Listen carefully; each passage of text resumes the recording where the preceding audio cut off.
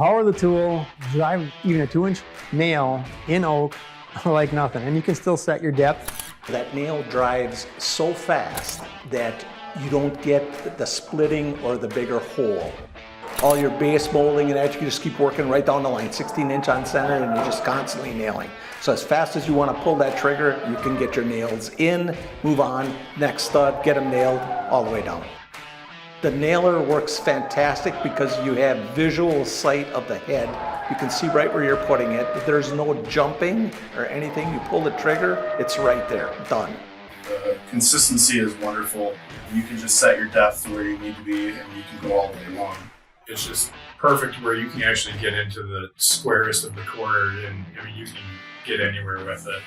A lot quicker than a lot of the other brands. Trigger response is immediate, which is nice because it usually isn't that case with the actually battery gun. The way the batteries perform, it's just, I never even paid attention that, you know, the battery life, we used a 2.0 and that lasts us the whole day. The buttons are for your on off, your bump fire and single fire.